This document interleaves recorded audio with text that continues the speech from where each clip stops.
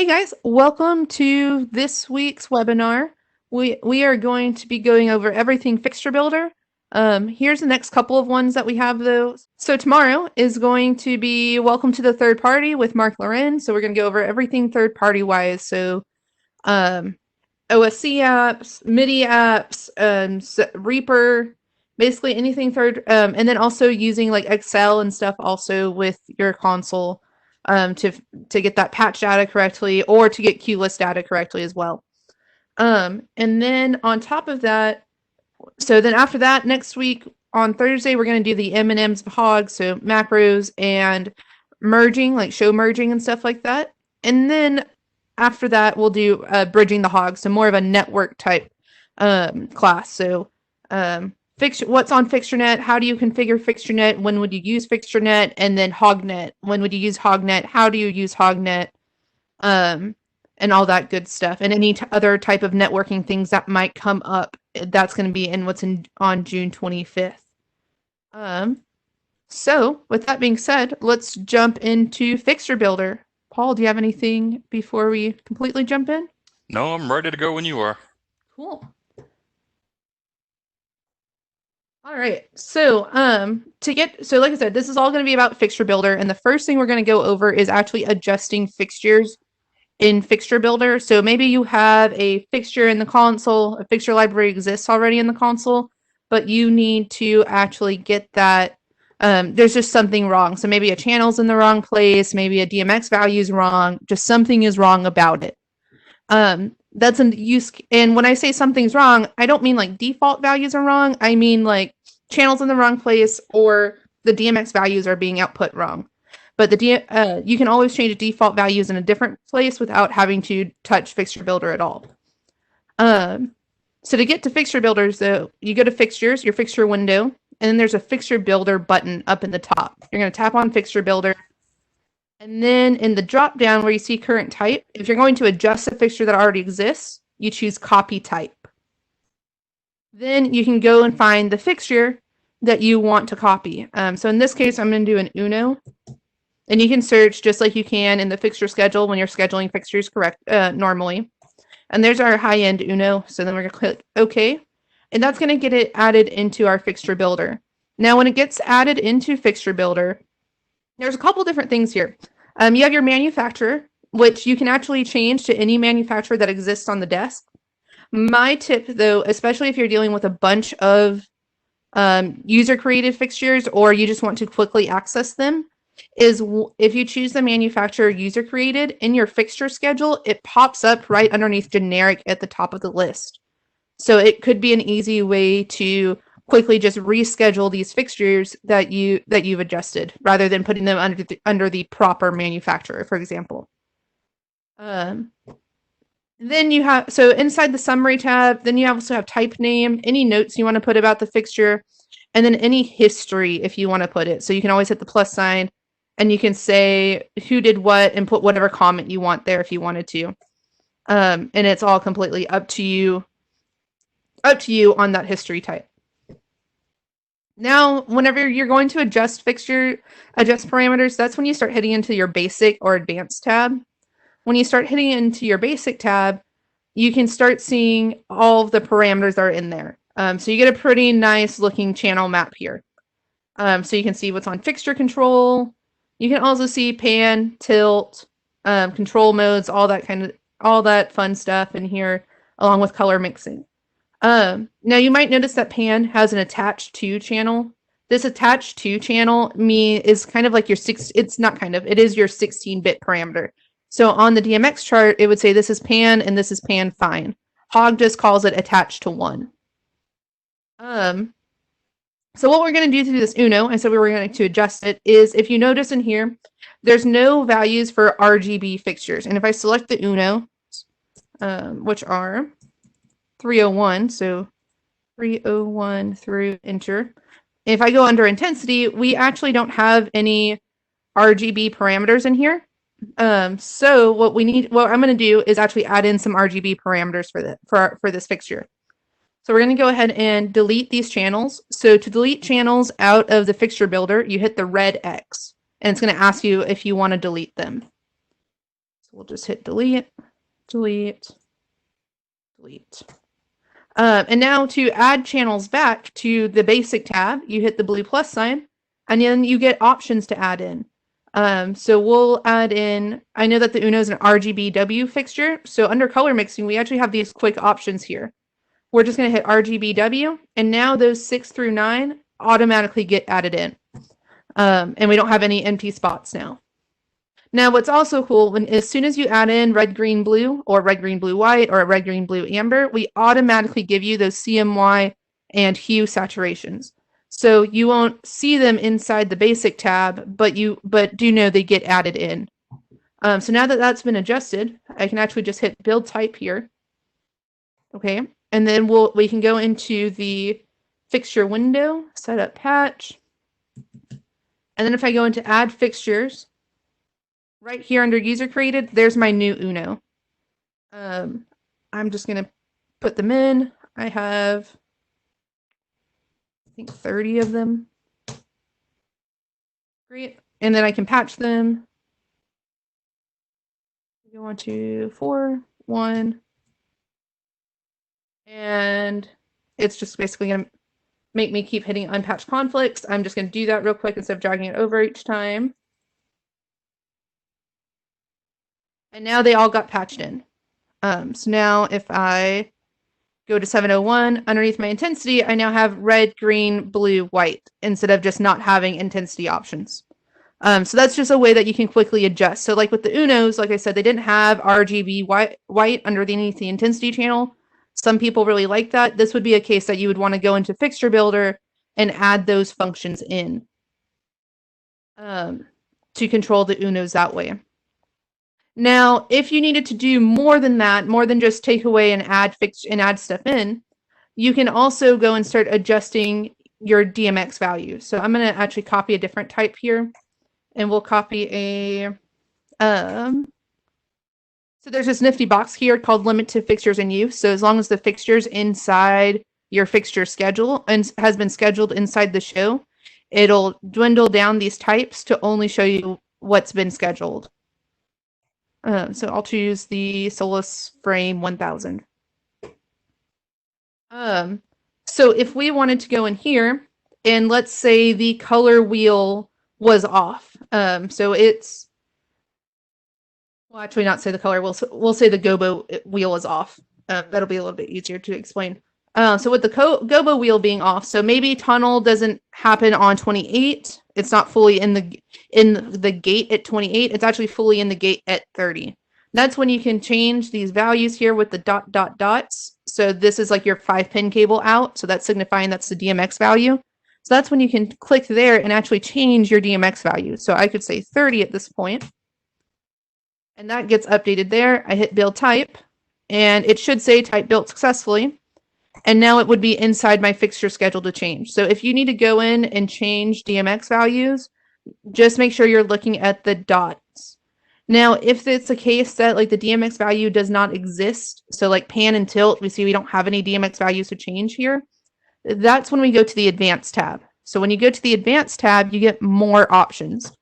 You can hit the plus sign to expand, and you'll see your DMX values and your functions, and then your real world values here. So what you actually see on the encoder wheels.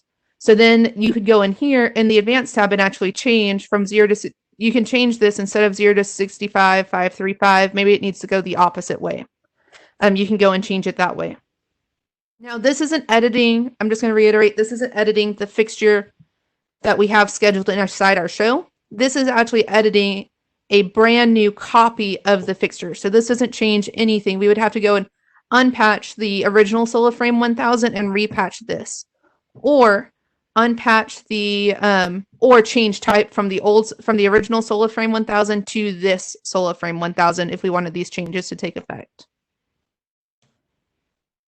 Now if you needed to move channels around, so if maybe instead of it going cyan, magenta, yellow, it needs to go cyan, yellow, magenta, that's when you can just, on where you see the 8, you can actually just click and drag these blocks inside the basic tab around and start dragging them to their proper place.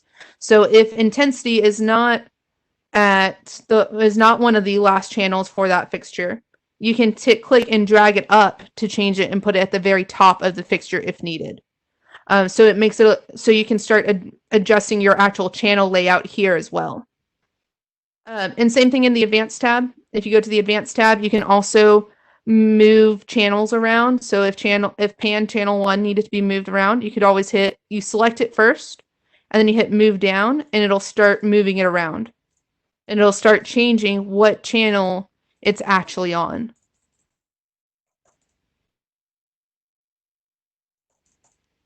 And so now pan fine would actually be on channel 7 instead of channel 1, but it's still attached to 1, meaning it's still acting as the fine control for pan, for whatever functions on pan. So it's still acting as the fine control for channel 1's pan function. Get back though. So that's really how you can start adjusting fixtures. You copy the fixture type, you make the adjustments that you need in the summary tab, like name, all that kind of stuff. And then you can go into the basic tab and start dealing with real world values, channel arrangements, and possibly your DMX values. Now, if you start to get to a point where the DMX value does not exist inside the basic tab, kind of like here where you see on Gobo Shake, use Advanced View. You can either just click that button or go to the Advanced View directly and start adjusting your parameters there as well. Where you can add in gobos and all that other kind of all these things for adjusting fixtures. So just copying a fixture is really useful. Like I said, if you're trying to adjust fixtures that already exist, or you have the knockoff version of the SoloFrame 1000 because it was really cheap on Amazon, but the framing is not in channel 19. It starts at channel 14, for example. So then you can just move those parameters up in your DMX value, and you don't actually have to rebuild the fixture from scratch. You just get to arrange the DMX channels exactly how they go. And I would argue that this is better than building them from scratch for the most part, just because then a lot of the hard part is done for you. Like you're building your gobo wheels and your color wheels and your framing and stuff like that. That's just all done for you if there's a fixture that exists close enough in the fixture library. Any questions about adjusting fixtures in the fixture library? So far, no questions, but you know, of course, as I say that. Great. This is if you want to take a breath and have a drink of coffee to catch up. Yeah.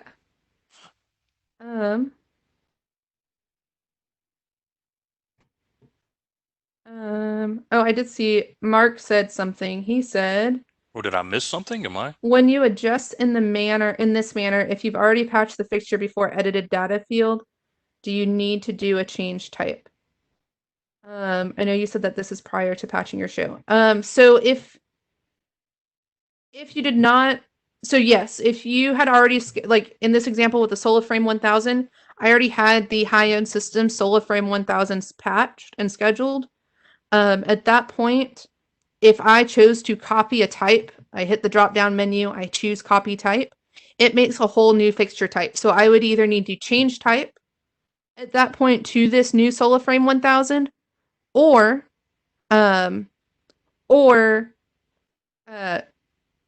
just patch in the new SoloFrame 1000.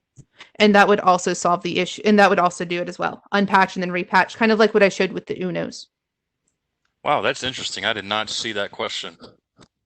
Where did that show up? In Q&A. Okay. I'm not really using the capture too much, so I'm not really worried about it dying. Interesting. I did not see that question come up. Anyways, did you go over the functions tab yet? I have not gone over the functions tab yet. That is a good segue. So the functions tab, so we went over basic and advanced. So basic gives you these basic options to adjust here, or to add functions in. And then your advanced gives you more options and lets you see a more detailed view. And then your functions tab starts to be a little bit more intense here.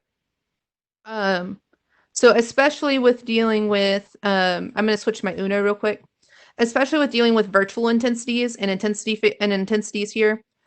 So your functions tab gives you options to change what your default value is and change what your default feature is. And what I mean by default feature, if you are dealing with like a gobo rotate option, usually that has rotate, index, and animate on that feature or function, or on that function. So then you can change your feature. Maybe you just want it to default to rotating. So you can change that feature to be, instead of index, to be rotate by default, or to be animate by default. So you can actually change, I guess I switched too early. So you can actually change in here what it is. So you just check the box next to what you want. So color wheel is a good example. Usually it defaults to slots, but if you just want it to continuously spin, whenever as the default, so you just adjust that speed immediately. You don't have to worry about tapping on the screen. Then you can change it to spin, and now it's just defaults to spin. Same with like I said, gobo slot, spin, random, or gobo index, rotate, animate. You can choose which one the default value actually is, or default feature actually is. And then you can also change your default value. So maybe you want your default value here, instead of 0 degrees for tilt, you just want all the fixtures every time you patch them in. Change your default value to 45 degrees. And now every time you patch in a SolaFrame 1000, it is defaulted to 45 degrees. This custom SolaFrame 1000, not the one that is built into the library. Now there's also this virtual intensity box. And what that virtual intensity box does, it's really useful whenever you're dealing with like a RGB 3-channel fixture, or a fixture that doesn't have intensity value. So it literally just has red, green, blue, or just red, green, blue, white. There is no separate intensity channel. So when virtual intensity is checked, that allows you, when you hit at full, for the fixtures for the console to send RGB to 255, or when you hit at 50, it scales those RGB parameters channels down to be their 50% with the color. So it gives you that intensity feature without there actually being an intensity channel. So as we see in the Uno here, they're all unchecked because there is an actual intensity parameter inside the basic tab. I just have to find it. I know there is an intensity channel. Pan, tilt, strobe, intensity. So here's our intensity channels. Because we want the intensity to work off of the fixture's intensity, that's when we would uncheck the virtual intensity box inside the functions tab. Now, if you for some reason did not want the fixture's intensity to work, so like you just wanted, great, well, that function's just going to stay at 255. I want to use the virtual intensity on the desk. You can do that. You could go in here into your basic, delete the 2 channels for intensity, hit add, and make it a constant. So your constant's going to set it out to be, it's going to say, for this channel, for channel 12, I'm always going to send out this DMX value. So we can say DMX value 255, blue plus sign, that adds it in. Same thing here, 255. That way it just forces these fixtures to be these channels to be as high as they can. And then you would check your box for virtual intensity.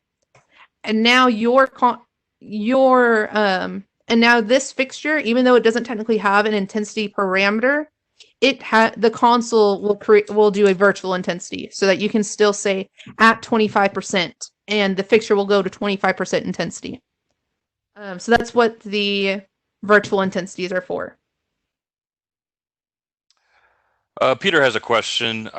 If I have a number of identical fixtures and on site I notice that one of these fixtures, the color wheel, is slightly offset, what is the best way to deal with this? Would this require a new custom fixture? I mean, the only thing that I would say to that is, if these are all identical fixtures, there may be something mechanically going on with that fixture. So that would be one thing to think about or consider. What do you think, Megan, in terms of, I might be hard pressed to do a custom fixture for this one kind of suspect fixture. and one of them, the color wheel is slightly off, I would check that one fixture. I wouldn't say it's a console thing. Then at that point, I wouldn't make it. I personally also would not make a custom fixture for that because I would want because then that also can ruin per type palettes. Right. I mean, because then you have a solo spot 2000A and then you have a solo spot 2000B. Well, then you have to deal with two fixture palettes at that point. So then you would have to edit that palette to work for both fixture types, and that's a lot of work in my mind. You could then instead you could just go to edit fixtures and just adjust that one. Well, I see because the slots wouldn't work. Um,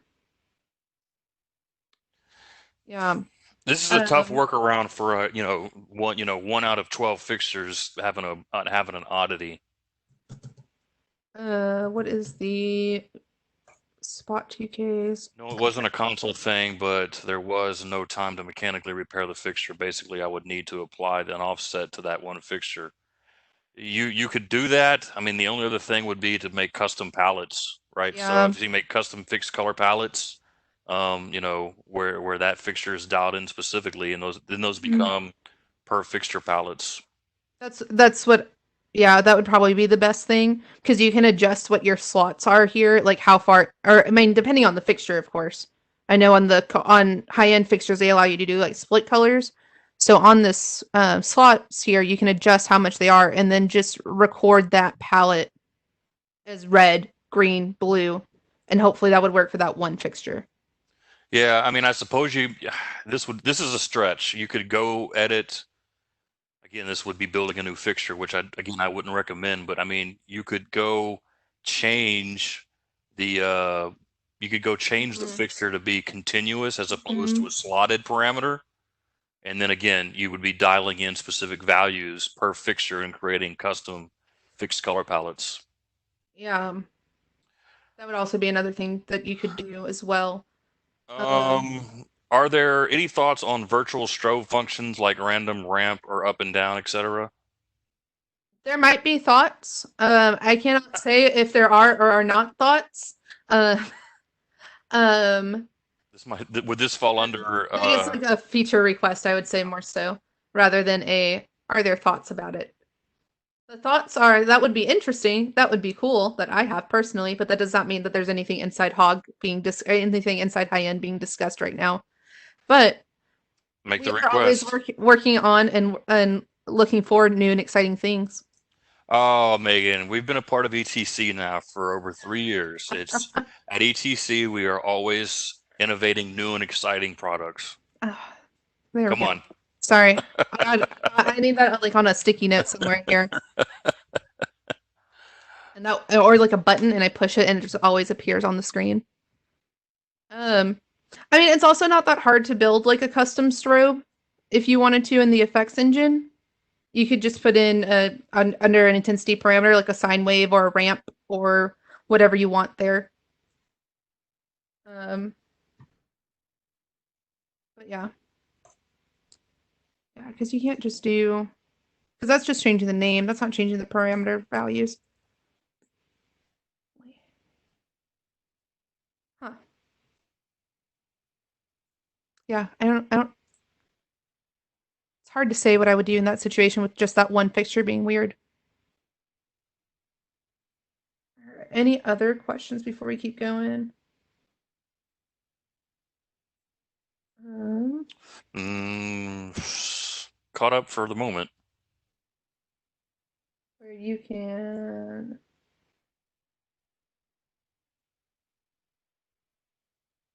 Well, I see one in chat that says, out of curiosity, why not implement a feature in edit fixtures where you can put in an offset value per fixture for every parameter, not just selected ones? Okay, this is so strange. Why am I not seeing?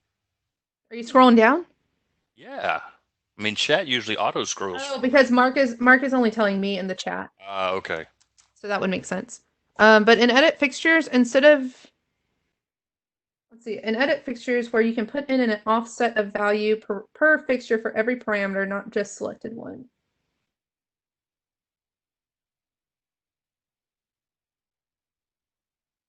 I don't quite understand what that necessary. So like slot plus 2%. Huh.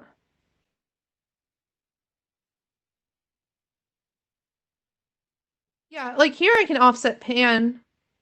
Just click and drag, insert, and that's offsetting the pan right there. What my I mean, that's changing what my default is. Like it's, I think you could also put in a fan if you needed to. Um, change that back to 0. And you can change what your min and max is here. So don't put, and then you can also change what your offsets are as well, depending on the parameter. Um, not so I mean, there is an offset function in here. It depends on the type of parameter. So if it's like a parameter that's not slotted, you can put in an offset percentage or an offset insert unit here. It's so like if I do so don't so I'll also keep in mind before you jump to the custom fixtures that edit fixtures exists. That it might be able to get you where you want to go.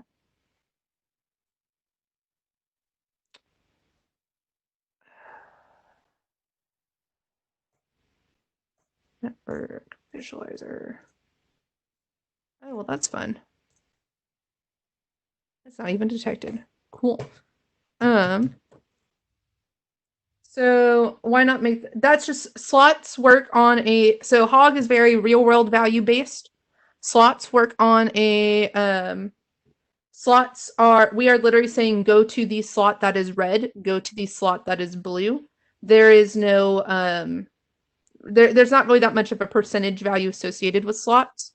So that would require a little bit of a rework on that. But you can definitely request that as a feature at on our forums. But it's also kind of dependent on the DMX protocol and the firmware of the individual fixture, right? Some fixtures in their protocol and their firmware, internal firmware, only allow for DMX value 7, for instance, to be fixed color wheel 1, right? Some fixtures are a little bit more advanced in that it could be continuous, where you can roll into the fixed red or whatever. And again, that's all kind of, I mean, there's some things you can do with the hog to work around this, but remember that a lot of fixtures, we are limited by that manufacturer's firmware and how they see and set up their DMX protocols. Because not every, as Paul was saying, not every fixture supports like continuous color wheels. Right. So like not every fixture we can get split color wheels like that. So it's also dealing with, as Paul said, with other fixture types that don't support that as well. Because even though we say slot plus 2%, that might not translate to what the fixture can do. I mean, a great example of this. Yeah, okay, he's got it. Cool. This might have David asked a question. This might have been fixed, but under the advanced settings, what if a function name is not listed? For example, what is it? The Glaciator Chiller Channel. That name is not on the list. Pick the one that's closest to it. Yeah. So this kind of gets into, and then this will lead us into kind of building a fixture from scratch and how we're going to do that. But hog, like I just said, is very real world value focused. And the reason why is to make it easier when you change type. So when you change type from a spot 2000 to a wash 2000, we go and match those CMY values for CMY values. If there's framing in fixture A and there's framing in fixture B, we match those values no matter where those parameters are. Now, if you got to name that function whatever you wanted, and fixture A and the fixture you were going to change type to didn't have that parameter, those would just disappear. Those original parameters don't get mapped to anything, even if there's a function that's very similar to it. So you would want to choose choose the function that best fits that idea of what that function is. I have a follow-up question for that. Yeah. So as we continue to create and add to our fixture libraries, and Steve Denham comes up with new names. Are those names updated when we do like a software update? Does the fixture builder then get some of those new names? Yeah, they'll get new names. So as we get the function, as long as the functions, because okay, y'all got to know we make fixtures for things that are not can't be released yet. Right. Or they're private for like other companies as well, that still use Hog. So if the function can be released, like something that we can put in our fixture library, it goes in the fixture library. It goes into fixture builder. Especially if it's something, if the fixture exists in our fixture library and that name gets made, then that gets as a function into fixture builder as well. There's no really two separate lists, if that makes sense. Good. Yeah. Yeah. So that yes, our functions file will get updated, which is nice as well, because then it gets updated as new fixtures come out, like media servers, stuff like that. Even like as we start innovating new fixtures and new function names come out that don't fit, then that is a whole new discussion. A little bit of inside play here. That's a whole new discussion on what needs to be created, what type of unit needs to be created, like what type of real world value does it get, all that kind of stuff starts the ball rolling in development on how we should handle these new functions, and then how they get added into the fixture builder as well, because we make sure they get added into the fixture builder. Cool. I think that catches us up. Great. Let's build a fixture. Paul had a great idea of building a track spot. So we're going to go ahead and build this track spot. It's a really simple fixture. It's 7 channels. We're going to do the low resolution mode. So it's going to have pan, tilt. I don't know why I'm talking when I could just drag the PDF over real quick and y'all can see the PDF that we're going to build. So it's going to have, like I said, 8-bit pan and tilt, color wheels, gobo wheels, shutters, and then dimmers and M speed, which is great. So whenever you're going to build a fixture from scratch, like I said, you can give it a manufacturer if you wanted to. It's all the manufacturers that we have in the fixture library. So there's high-end, there's ETC, there's ACT, all that kind of stuff. Then you can go into your type name, and you can name it whatever you want. So I'm going to say track spot clone. And then you can give the note, like I said earlier, notes, whatever you want. I'm going to keep it as user created because there is no manufacturer for Maegan. So again, I'm going to keep it as user created. If your manufacturer doesn't exist, I would just keep it as user created. Don't try putting it into something different, especially because then you might forget. And again, also in the fixture schedule, it gets put up pretty near the top so that you can easily add it to your show if you need to. If you notice this current type hasn't updated, it won't update until you hit build type. Once you hit build type, then it gets updated. And now you can see your current type is the type name that we have here. Then we have basic. So then we go to go and start adding control. So we'll go into the basic tab first. I'm going to hit the red X and just start from scratch here. We always give you an intensity channel by default. So we're going to hit the blue plus sign. We're going to get pan and tilt added in. It's pretty easy to start using the basic tab because you go find the function. These are just the most commonly used functions that we see inside Hog. So 8-bit or 16-bit. So if there's 2 channels for pan and tilt, so you get pan fine, tilt fine, that's when you'd want to add in 16-bit. Now, if you're just dealing with pan and tilt here, where like in our Dmx chart here, it just says pan and tilt. It even says 8-bit for us. That's when we want to use the 8-bit part. So we're going to hit 8-bit. And now we get our 2 channels for pan and tilt. And it's asking for the real world values now.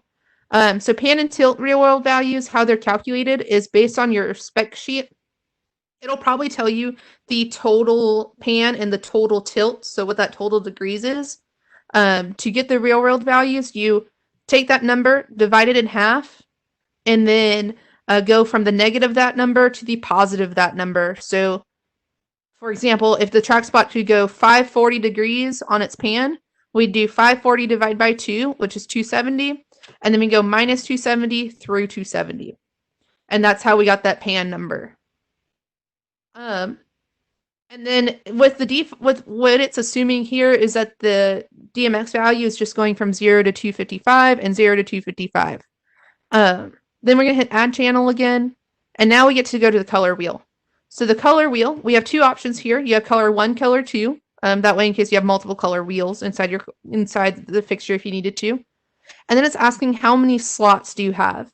Now when it asks how many slots, it means how many slots of color and open do you have. So right here we have color 1 or open through 10 slots. So that means we have a total of 10 slots in our color wheel. So we can increase this slot to 10 and then hit the blue plus sign. The offset function here, whoops. Fixtures, sorry, that closed. Fixture builder. So this offset function here is saying if we had a fixture that did support the color wheel, that did support the split color wheel I was talking about, or being able to only dial in part of that color, that's when you check the offset button. So I'm going to hit plus sign, and it's going to add all of this in here for us. And if they fixed, and then it automatically adds a spin in case the fixture supports spinning, like so you can just go through that color wheel. We don't need them in this case, so we can just hit the red X and delete those guys. And then we can say what and then you probably need to go and adjust what the offset actually is here, or what the DMX channels actually are. So what DMX channels does it take to actually output this color? So we would just go in, open at 0, 32, 54, and so on, and you would just keep going. An important note is that these DMX values cannot overlap, so you can't have two DMX values that exist here, or you can't have ranges that go over each other. So I'm just going to go in and fill these in real quick. 160. And if you realize you added too many, you can always hit the red X and delete them. That is perfectly fine. And then something that you should do after every time you build, after every time you add a channel, you should always hit build type and make sure it says type built successfully. The reason why you have to hit build type every time you hit a channel is because sometimes it'll just say operation type failed. And when it says operation failed or operation type failed and doesn't give an error, you don't know where that is. So if you do it after every time you build a channel, you know exactly where it is. You know something got messed up in channel 3 or whatever the last channel was that you're building. You can do the same thing with the Gobo wheel. We give you that quick access into the Gobo wheel, so you just hit the blue plus sign. How many slots do you have? We have 10. And it looks like they're fixed. So there it's just the Gobo comes in and you just go across. You can't actually do any of the indexing and stuff like that. So we'll just change it to fixed. And then you hit that blue plus sign. And we automatically throw in again the spin and the Gobo rotate, which like I said, we don't really need. And you would go in and adjust the Gobo wheel as needed as needed. Again, I'm going to hit build type just to make sure type's built successfully, and it was. Now so then we have the shutter, so strobe, in other words, also here. You hit the blue plus sign, and we give you some options for strobe, simple or complex. So this is more than just open, closed, and then strobe, and then just like a 0 to 10 hertz. So you probably want to choose complex at this point. And then you have options here. And again, you try to make these match as close as possible to what you see here in your Dmx chart. And then same with your Dmx values. Again, you hit build type after you build the channel, and you're done. And it said it was good, so we can keep going. The next one is your dimmer. Open, closed. So it looks like, or closed to open. So probably just a standard 8-bit dimmer, since there's not two channels associated with intensity or the dimmer. And then M speed. M speed is one of those channels I always set a constant for instead of trying to figure out exactly what it wants. So you have your constant here, so you can either do slowest to fastest. Paul, do you have an idea of what to output here? Um, I usually default to the fastest is right? this is a tough one because with the track spot, it was an 8-bit pan and tilt resolution. Mm-hmm. So you had to utilize Oh, you did have M to speed. utilize M speed more. So I would probably leave the constant at 0 because what's going to happen is because you basically had to dial in an M speed if you wanted to do a proper crossfade or a slow crossfade that So wasn't steady. actually, you wouldn't use a constant at all then. Yeah. To do a proper track spot, you would go into your advanced tab because the function, if you notice, there was no M speed in this menu here. Fixture control, that's really dealing with lamp strikes, lamp douse, resets, all that kind of stuff. Constants just say output this channel specifically. There's really nothing here for M speed, so that's when we want to go into your advanced tab when you're building from scratch. Hit the add below. So whenever you're building from scratch, you'll click the last part that you want, the last channel that you put in there. Make sure it's collapsed. You don't want to it's a value 0 to 255 or whatever's in there. Hit add below, and then hit add value to add in a parameter. Then you can go into function and start looking for your functions. You can also, there is a search here if you wanted to. We call that position time. You could do position time, I think it was. So underneath position time, check. And you can either have it track or user. So we probably want it user. And we'll just do I'm assuming it's going to let me do a range. Should. I hope it does. Let's see. And it was built. So that's just saying from 0 to 10 seconds, 0 to 255. So the slowest to the fastest is basically what I did there. Honestly, I just made up this 10 seconds. I just went through something that I would. I think it actually went from 0 to. I think it went from 0 to 255. Oh, for the seconds even. Yeah. That'll probably let me even do that. There we go. And now it'll be inside our fixture schedule. So now it's been added in. Everything's there. If we go into the fixture window, add fixtures here to add it into the fixture into the show file. See where that user created is now there. That's what I was talking about. It doesn't get dropped into the use. It's actually taken right to the very top there. I can then now patch it in. It has a little user icon here saying that, hey, this was built by someone on the desk. There's also inside here a robot icon, meaning it just hasn't been verified by high end. We imported it. It should work, but make sure you test it before going on a show site with it. But with this track spot clone, I can schedule it in, and it's right here as 801. I can patch it. And I should have complete control. So we have gobo slots here, color slots here.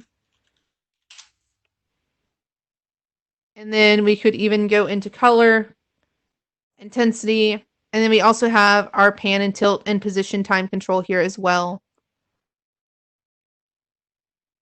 So now you can start adjusting it more, and that's how you can build a fixture from scratch. Any questions before we dive into a little bit more details on building on the inside the fixture builder? But basically what I did with that track spot. Let's see. I missed the track spot. It was a good fixture. Great fixture.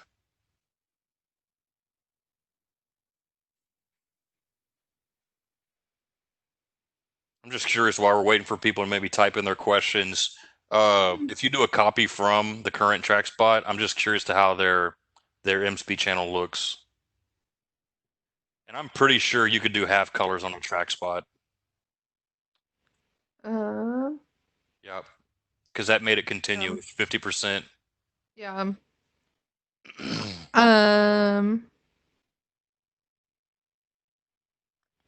Yeah.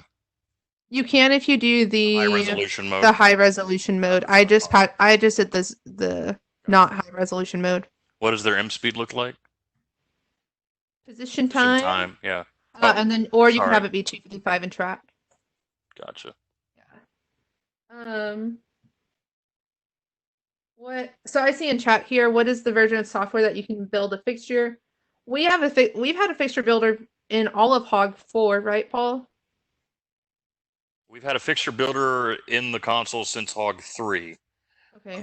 The earlier version of Hog 4 just kind of was basically just the same as the Hog 3 fixture builder, and then this kind of revamped In fixture builder. 3.9. Yeah, I think it happened in 3.9.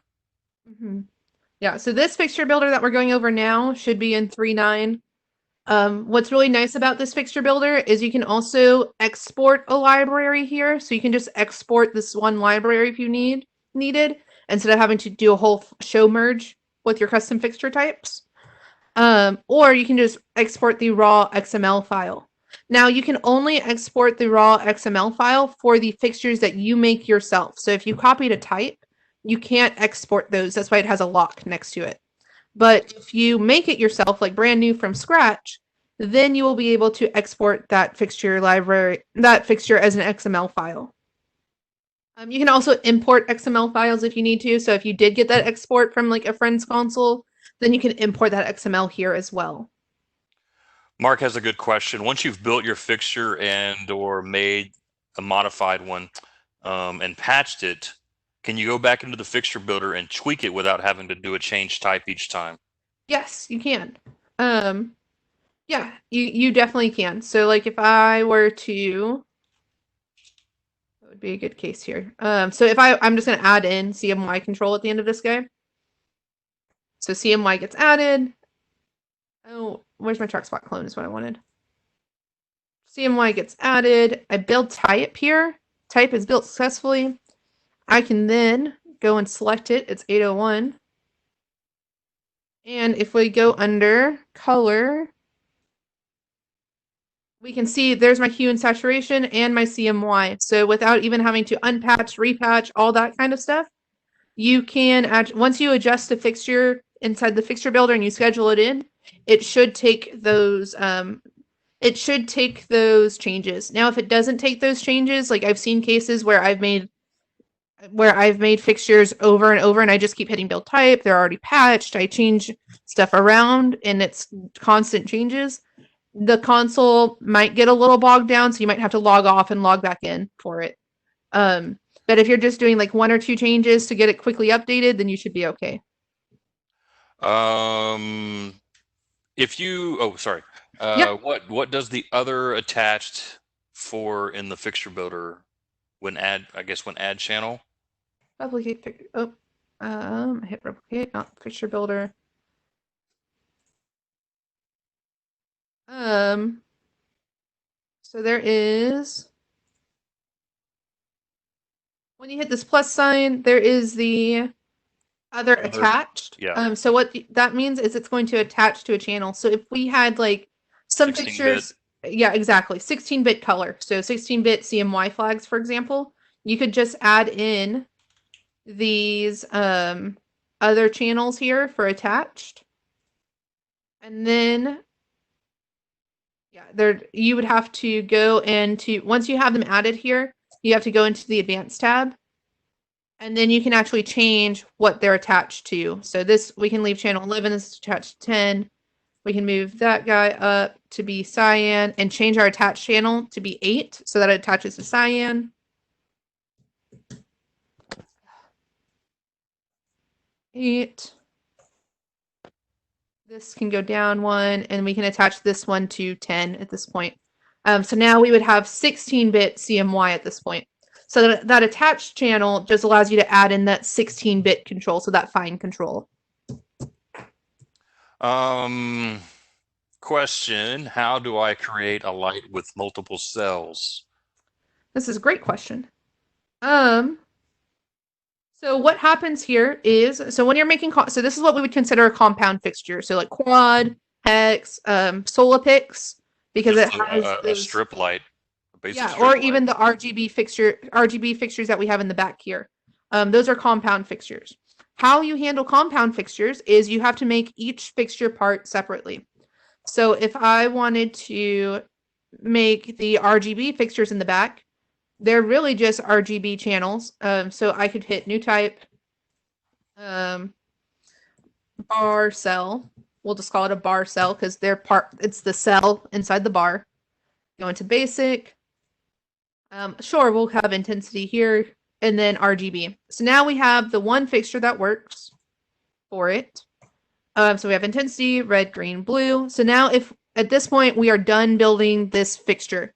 So you would then you would have to go and make the cells inside the fixture patch at this point. Make the fixtures.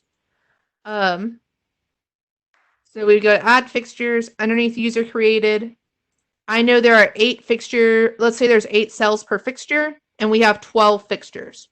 So we would patch 12 times 8 inside our count, which is 96. I believe is 12 times 8. So we have bar cells. We patch 96 of them, and then you start giving them your own fixture numbers. So instead of Dotted notation. exactly with dotted user notation. So if I know there's 8 cells, that means they need to be from dot 1 to dot 8. Hog makes this really easy. So you press set, type in the starting user number, and then you hit the slash. Your slash button is going to say, hey, there's going to be parts. And it's going to say, and then you type in how many parts do you want, how long do we increment the decimal number before we increment the whole number? So if I type in /8, we're going to get 901.1 through .8, 902.1 through .8, and so on. And it does that for the entire fixtures because I selected them all. And then they have now became like compound fixtures. So when I hit 901 enter, I select only that chunk of fixtures, 901.1 through .8, just if I had actually just patched in that compound fixture or it came with the console. So I could do 901 plus 902. Now if I wanted to just get the first cells, I just hit .1 enter and I grab the first cells.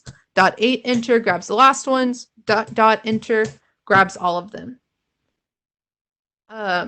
So whenever you're trying to build a compound fixture, you really need to look at that Dmx chart, see which parts repeat in that Dmx chart, and then you just make one of those repeating parts. So like if we were dealing with so with an RGB bar on that Dmx chart with 8 cells, it would have RGB, RGB, RGB, RGB, and keep repeating RGB 8 times. So then that tells us we need to make one RGB part and then patch 8 of them per fixture that we have. I hope that makes sense. I think so. You're effectively building one cell of that fixture and then just patching it multiple times and then utilizing dotted notation. Exactly. To create the compound. The fixture builder, you don't have the ability to create a quote unquote compound fixture within the fixture builder. Yeah, you cannot make a compound fixture inside fixture builder. That's why you have to go and see and make each part separately. Mark had a follow-up question, I believe. I'm assuming that adding a channel to the footprint, which then causes a collision, would not be allowable or might break the real-world values in some way. And I think that's the answer to that is yes. I want to say yes. It would break. I mean, if you would build type, I mean, you would probably get an error. Fixture builder. I can try it. I have those Unos that I made patched.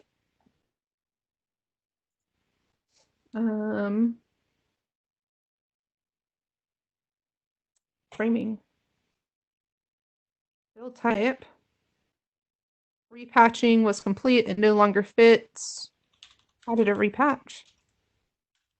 It only patched the one fixture. So it unpatches everything and then only patches that one fixture because that's the only one that it knew where to exactly place it.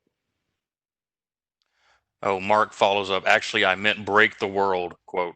It's an expression we use when we've done something to a show file that causes major disruption. Sorry. So this would slightly cause major disruption because you would no longer have control over those fixtures. But you would have control over one fixture. John asked, what about a compound fixture that has parameters for the master that aren't in cells? And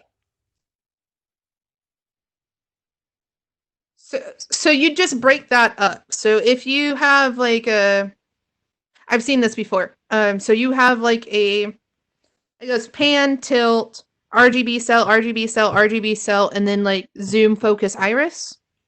So you'd have a master fixture, then you'd make a cell, and then you make like a beam fixture.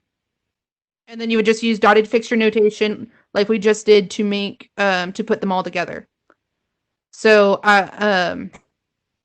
you would have a MW master build type. Okay, then you would make another one for MW cell. I'm very creative with my name because MW is just Maegan Wilson.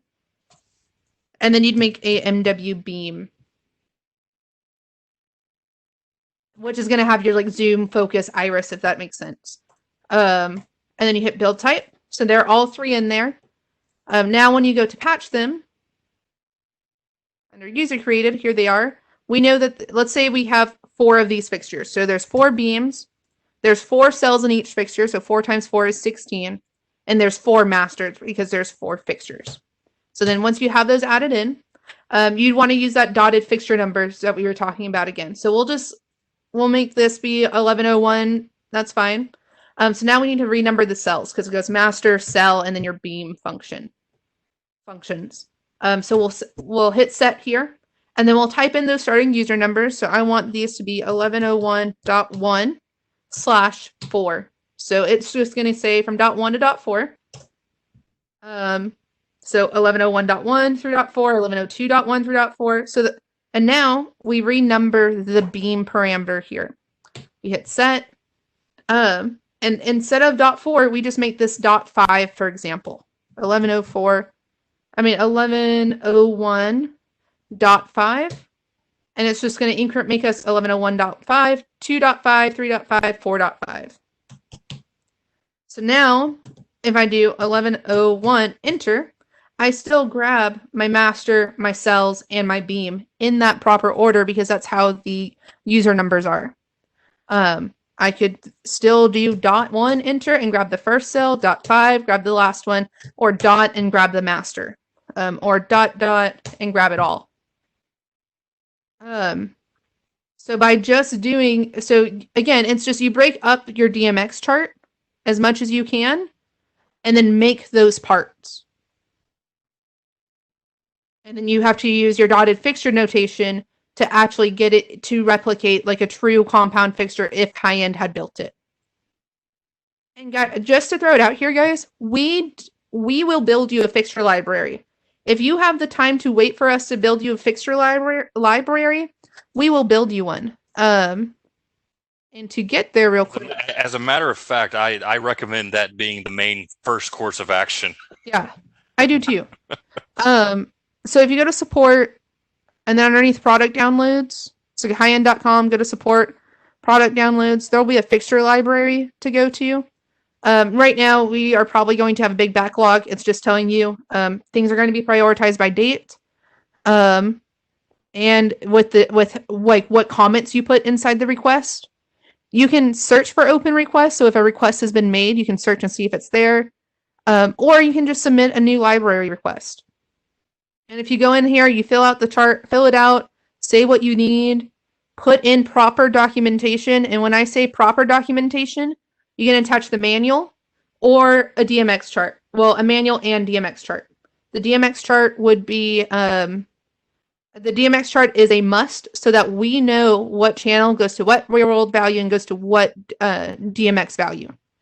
And it can't just be like channel 1 is red, channel 2 is blue, channel 3 is reset. Make sure that it lists out channel 1 is red from 0 to 100%, 0 to 255. Channel 3's reset is fixture global reset is on Dmx value 5, pan reset is on DMX value 6, and that kind of thing. Like, it needs to be kind of descriptive so that we know exactly what we're putting in there. And then if you need it, when you need it by, and then any other comments like, hey, it's going on a show in 3 weeks, so I need it pretty soon so I can start prevising with it, for example. That would be a good thing to put in the additional comments so that we know how to prioritize it a bit. But yeah, and this, like Paul said, this is probably the first place to go, honestly, before you start building a fixture yourself, because we may be able to get it done that day. Especially, and if it's a rush and we can't get it done that day, usually what happens is if it's a rush and like we notice in the comments it's a rush, sometimes our fixture library writers will actually push it down to us to get done quickly. Like, when I say us, I mean like support, so that we can get you something that works out while they work on getting it nice and pretty and actually like work as you expected with all the color slots and stuff like that. Yeah, the only thing that I would say right now, and I can't imagine this would be a surprise to anyone listening, is that obviously with the COVID-19 situation, resources are pretty limited and stretched. So where we normally, have kind of we try to maintain a 14-day turnaround. That is certainly not the case right now. I don't expect that to be long term, but it is the case right now.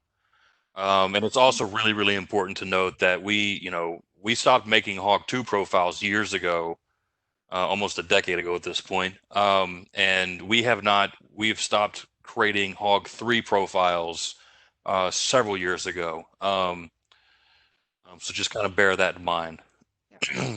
I believe it was August of 2018 is when we stopped Hog 3 profiles. But it tells you right here, unfortunately, we can no longer make them. Paul was really nice that one time, but it's really hard for us to do now.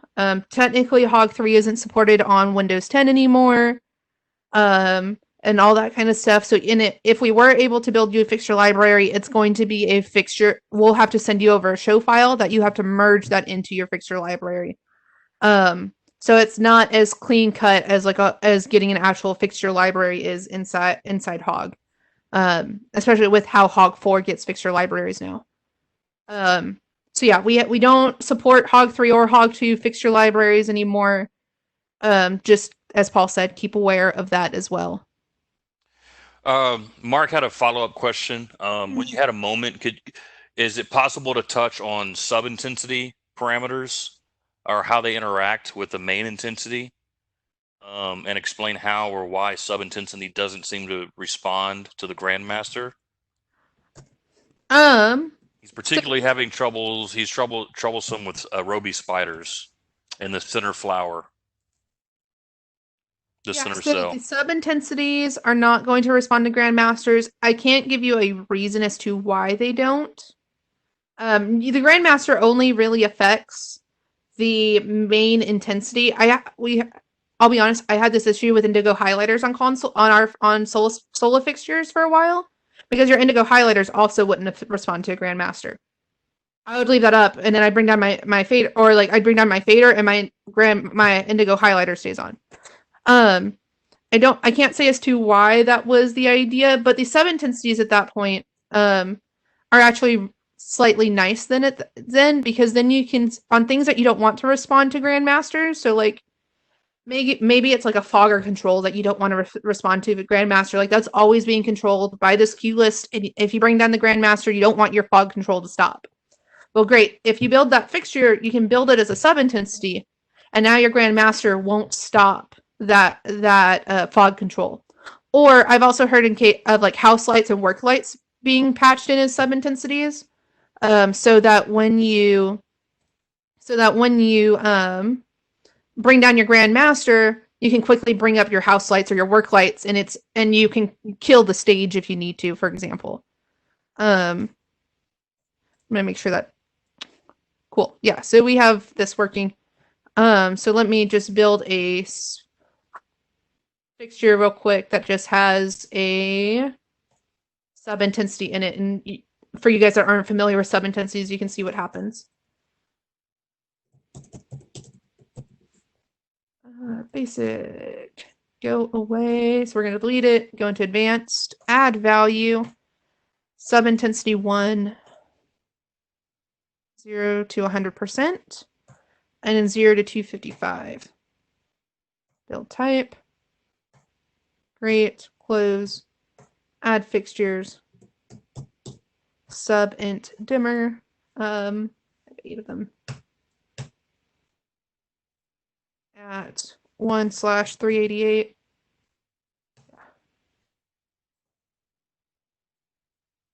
Cool. So I have these fixtures, 1201 through 1208. They're patched exactly where the dimmers are in the show file. So if I do 1201 through at full, see, like at full didn't work because they're on sub-intensities. So I would have to use that sub-intensity dial to actually bring it up. And they don't respond to grandmasters anymore. So it's a tool. I've more so heard of using a sub-intensity as a tool rather than a function. Sub-intensities were also introduced, I believe, in the Hog 3-ish, probably early Hog 4 days, when RGB fixtures were just starting to become a thing. So they were kind of like our stopgap until we had true RGBW, like I red, I green, I blue, I white functions. If you think that a fixture is wrong or needs to be revisited for a console to work with how the console now works, I would suggest submitting those to the fixture request form that I just showed you at request.highend.com and get those looked at a bit more. Because I feel like that the center flower should be like maybe its own dot number, but I could be wrong. But It's been a minute. It's been a minute since I've tried patching the spider. Yeah. So I'm not 100% familiar with how it's patched. But again, it kind of goes back to how these profiles and individual fixture profiles of DMX protocols are written. Yeah, it definitely does. Javier asks, is High-End getting into the idea of the GDTF system? The only thing I could say to that is ETC/High-End have been in talks of being involved somehow. I couldn't elaborate. That's kind of right now. That's kind of at the engineering and product management level. So, sorry, I don't have a better answer for you on that one.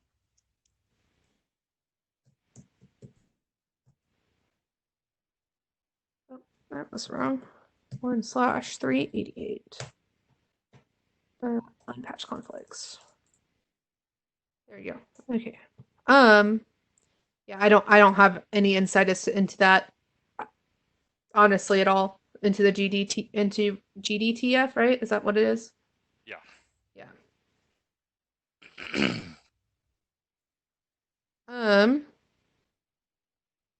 Cool. There's a couple other things I want to talk about real quick before we open it up completely.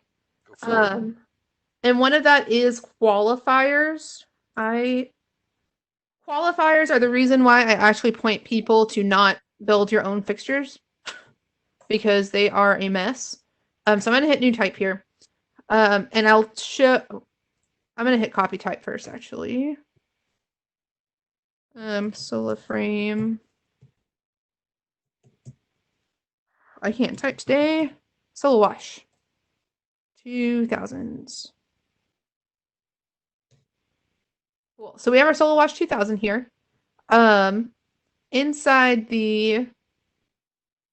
So what a qualifier will do, you'll see that when you select a value here and you select a actual parameter here, there's like an add qualifier function.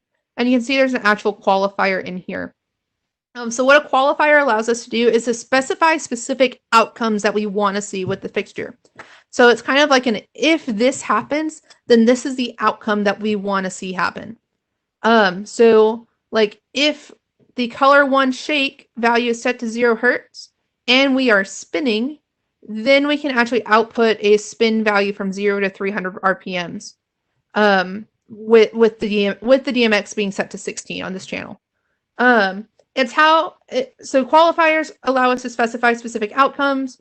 It's how Hog knows to change functions that are controlled on different channels. So like if you think of a gobo wheel, a gobo is usually made up of two channels. You have your gobo well, three channels sometimes. You have your gobo function, your gobo wheel, and then your gobo rotate and your gobo index function.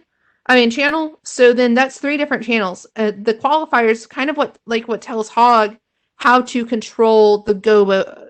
So how is channel, the rotate channel going to influence the gobo that's actually there? Is it just going to spin it? Is it going to index it? So is it just going to move it to a position and then stop? Or is it going to animate it to where it's like a choppy rotate type deal? And that's what qualifiers really allow us to do. If you are dealing with color wheels, gobo wheels, stuff like that, you shouldn't have to worry about coming in here, color wheels and gobo wheels, because we automatically fill that out for you whenever you hit this blue plus sign and hit offset, for example. We automatically give you those qualifiers for you, so you don't have to deal with them. The only time you might have to deal with them is if you deal with like prisms and stuff like that in a custom fixture that you're building yourself. So I kind of want to show a little bit of that. So we're going to hit new type. Underneath advanced, we'll hit add below.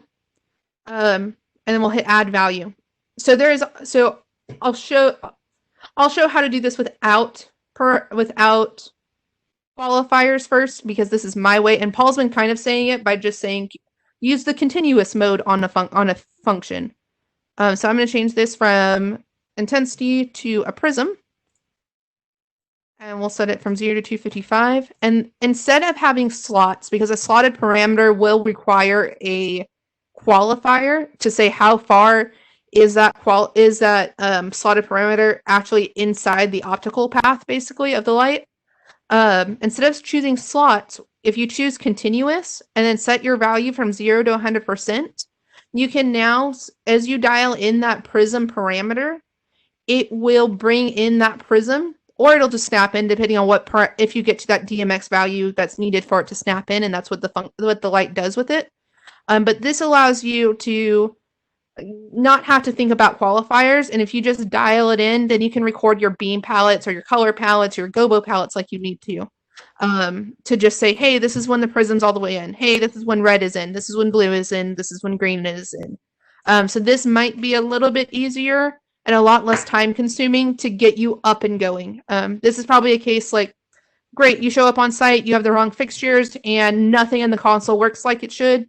Great, under prism, and you're trying to add in a prism, instead of dealing with qualifiers because you're already stressed because the wrong fixtures are there, just choose continuous and then change your value to be 0 to 100% and 0 to 255 and make it palette so that you can quickly recall them. Now, if you wanted to go the route of using qualifiers, kind of like what is here. So here is an example of how a prism can be put on a Dmx chart, where you have it disengaged, so there's no prism. You have continuous, so you can index it and put it at a specific angle. You have forward spin and then reverse spin on channel 2. So these are all different ways that the three-phase facet can be.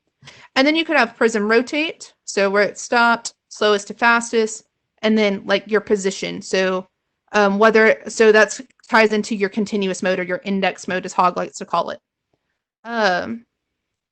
So this is just one way, and I actually took a lot of this from like how how High End does their prisms, models their prisms for their fixtures. So if you were trying to do this inside Hog and build this as a slotted parameter, we would have slotted parameters can only have one DMX value. So even though it goes from 0 to 15, we just have to choose one. I'm going to choose 0 since it's going to be open, since that's what our start value is. Instead of continuous, we're going to change it to slots. And instead of white, we're going to choose open. And now when I hit build type, what's going to happen is we get an error. We get an error saying that it's missing an offset partner for the function prism. So that means that it's actually missing a qualifier that says how far in is that prism. So we're going to hit add qualifier. When you hit add qualifier, it said it needed the prism offset. So we click on offset and then 0%. And now if we hit build type, that should be perfect. So open, as long as the offset set to 0%. So as long as it's set to open, then we're going to output the 0 DMX value to the fixture. Cool. And now if you wanted to so now if we wanted to add in like that index function, so just prism rotate, this continuous modes here, what we need to do is actually add in a channel 3 to this. So we're going to hit add below and add value, change it to prism, search for prism, and choose the less than and greater than sign. That is going to be your prism index, rotate, animate options in here. So your function is kind of like what you see on your encoder wheel. Cool. And we have index minus 180 through 80. So this would actually should actually build very fine. The only thing that doesn't happen though is, and this is if your fixture just has index, then this will build no problem, and you're done kind of actually. Whereas if your fixture has like the rotate option also, that's when you need to add in another function here. And you can, once you highlight this, you can hit add below. So it adds in another function and feature to channel 3. So we'll change this to rotate 0 to 300. And I hit build type and it'll work again. The difference being here is that there's nothing. So now we still have a slot for open, but we don't have a slot for it actually being in the continuous mode. So for 3 facet actually being in.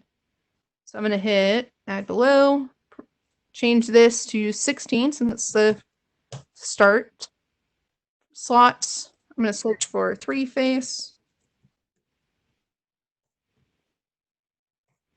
So now if I hit build type, it still builds successfully because it has this prism offset. And if I'm going to go ahead and schedule this real quick so that we can see exactly what it's doing inside the Dmx chart, inside the Dmx window. These are created. This one. See. 1 at setup Dmx. So inside channel, inside here we have our first 3 channels. So intensity, prism, and then index or rotate. So it's basically just saying from, I got to put 0 to 255. I got to give it Dmx values. Okay. Cool. So from 0 to 255, and if you notice, there's actually 2 in here from 0 to 255. That's where the qualifier is going to come into play. Is it'll help us toggle whether or not we are in continuous or whether or not we're in forward spin. So I select this fixture, which is fixture number patch 1301.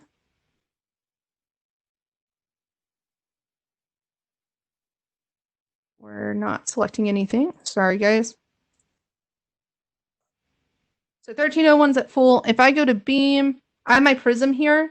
So when I change from index to rotate, channel 2 should change values. But if you notice, it doesn't actually change values. That's because there's no qualifier there to specify when it should change from index to rotate.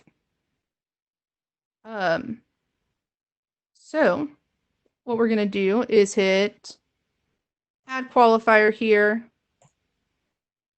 So now we change our function. So basically we get to say, when does it change to this 3 facet and when does it output 16 DMX value on channel 2?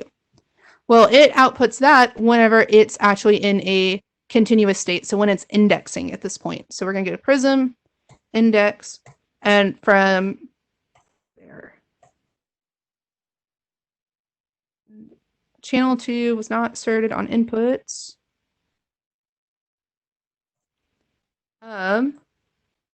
So it's upset because I do not have another qualifier. So when rotate is, I believe that's why it was upset. Sorry, once, okay, so I don't want that. Delete. So you can always delete from over here. Down here is delete, up there's a delete type. So let's get that.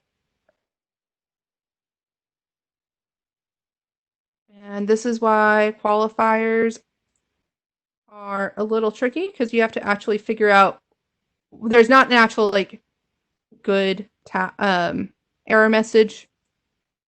Sometimes this is what I was talking about, the error message not being right. So we have minus 183, 18. What if I just set it to any? And I had this working at one point, and then I went to go redo it today. So we're going to delete that. We'll just make it again from scratch. So we're going to add below, change this to 3-face again.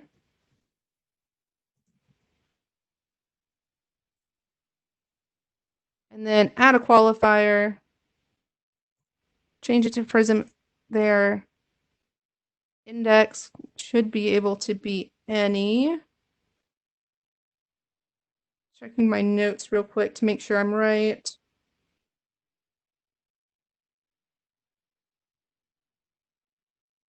Sorry, we want index here to be minus 183, 180. And then we also want in here for them to be we have to also specify what happens that the prism has an index here whenever it's set to open, which honestly, it doesn't necessarily matter too much, so we can set that to any.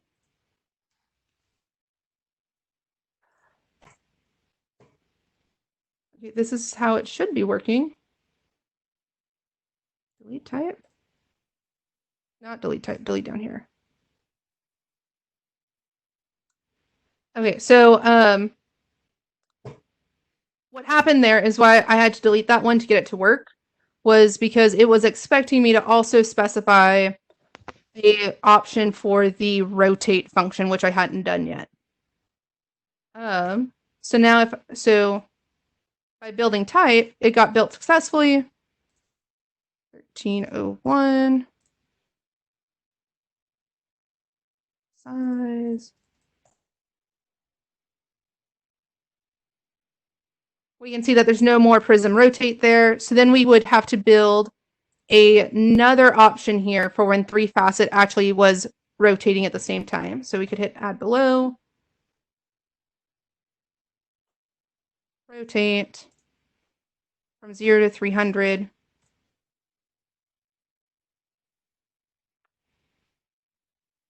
And then we need to specify inside our open what happens with rotate as well. And it really does matter where you click when you hit add below. So whenever you're trying to add more qualifiers, if you just click on the last one and you hit add below, then you'll be able to add another qualifier in there.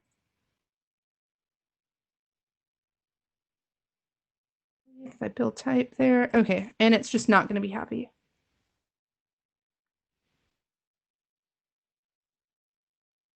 And this is why I say it's always best to build our own, to have high-end build you them whenever you need qualifiers in there, just because then we know, well, the guys who make the fixture libraries know exactly like where to place qualifiers and stuff like that.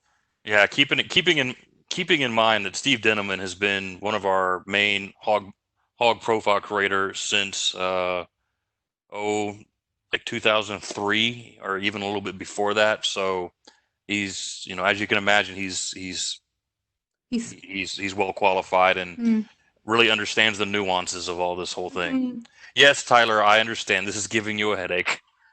Yes, it's also, to be honest, it's also giving me a headache.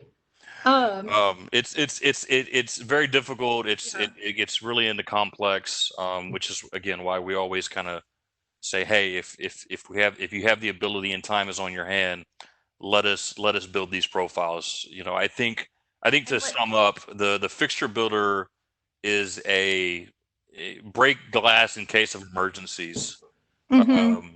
If you can, that's kind of where I'd leave it. Johnny had a question, just a real quick question.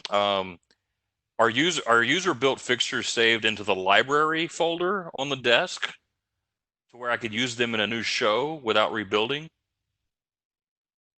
Like any of the fixtures that you've kind of been building types, do those end up in the library folder that I could then move around, or are they stuck with the show file? I believe they are with. Let me see real quick. I don't want to talk without. I know they're not explicitly in the library folder right away. So let me launch a new show. Because you might just have to export the library after you're done building. But I believe they're actually on the desk itself, if I remember correctly. Like if I hit launch new show, I should be able to see. I might be able to see them.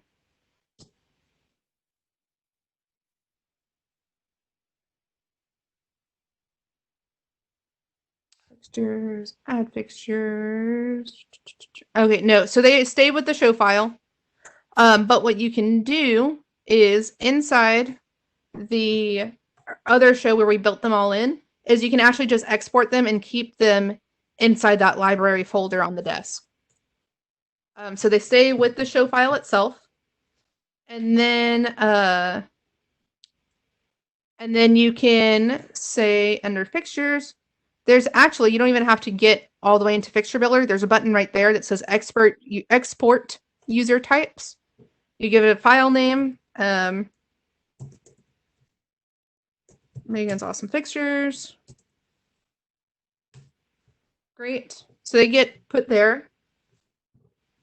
And once they're exported, I'm going to go ahead and launch that other show file so that we can see exactly that they're put there.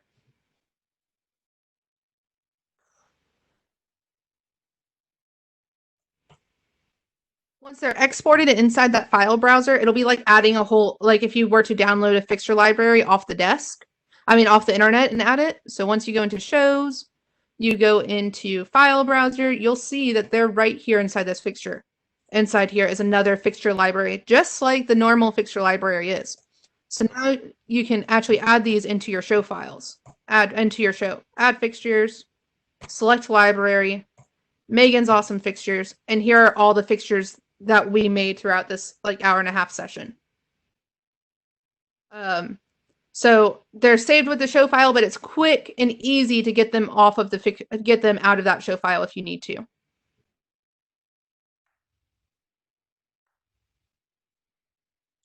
Excellent. Great. We've run a little bit over time, but that's okay. We started about 10 minutes late. Yeah. Does anyone have any last questions? I know that qualifier thing kind of was like, oh my gosh.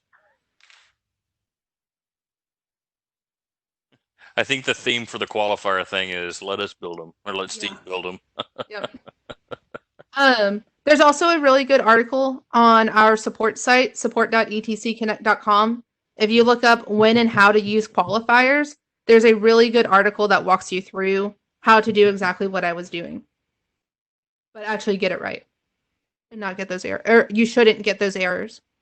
I did notice while working on this, we did add a feature or two inside the fixture builder that I still have to dive into. But yeah. That select and real quick, I saw that Peter said that select library button. That select library button is if you add in fixtures like from the internet. So like you downloaded a fixture profile from us, you requested one, we sent one back. You put it on a flash drive, you find it in the flash drive, drop it in the libraries folder. It'll exist exactly like you see here. So in the file browser, drop it inside that libraries folder. It exists exactly like you see here. It'll have a little fixture icon. And then exactly how I got to those fixtures, these user created fixtures here is the exact same way. So you hit select library and you would select that file that you downloaded from us, that you got from us to get those new fixtures in there. And then it'll open up that specific library.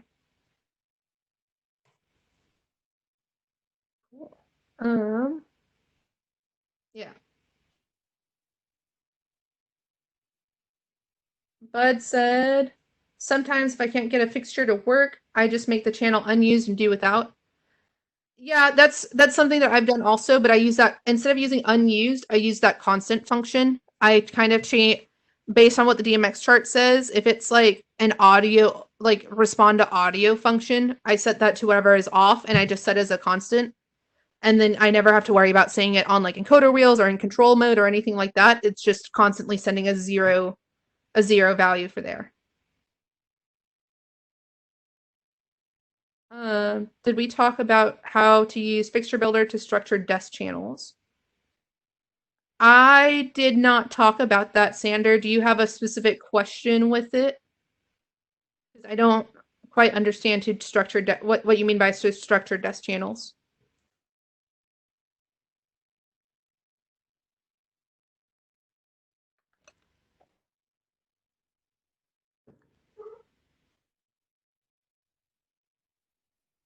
I'm sure you're typing. This really makes me miss like in-person classes, like hog classes, because then it's like I don't have to pause and wait. Right. Not that this isn't great. I love doing these. It's just it's different. It's adjusting to something different. Oh, I use it a lot to separate. Oh, so like you make a one channel fixture and you have blinders, source fours, stuff like that. We actually have a lot of that in here now. Yeah, so we took a lot of time to really develop the generic folder. So like If you here's a haven't looked at it flood, in a while. fluorescent, fog, follow spot, Fresnel. I think there's like a par in here, par can in here. Par 38s, 54. We also even just made one for like all the source four, like your source four. Oh, where'd it go? Like a regular source four Fresnel, source 4 par, source 4 mini. Instead of having to just use desk channel or dimmer, we actually added in a lot of those names just because they're one channels. They're super easy to do. We just actually took the time to spell them out a little bit more. And if y'all are like, what's a desk channel? It's just a channel that goes from 0 to 100% intensity. Single channel fixture. Yeah. Yeah, that's fair. Like to using those custom fixtures, that's also a fair way to give you a better view and output so you know where they are. But like I said, we added a bunch of those fixtures in now, and so you might be able to save yourself some time. All right, guys, I think that's going to be about it. We have now hit the threshold. Unless you guys can quickly get in another question. While I pull up what's next again to show you guys.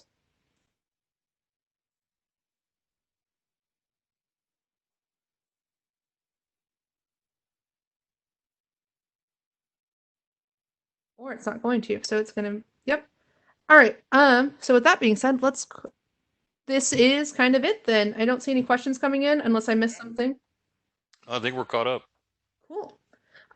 Thanks guys for watching. I really appreciate it. Next week we are tomorrow actually we're going to do that welcome to the third party.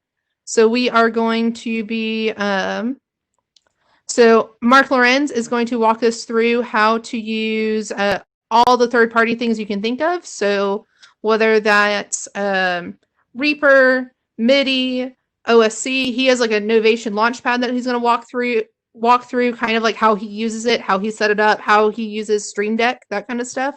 Kind of a lot of like workflows, which is really nifty.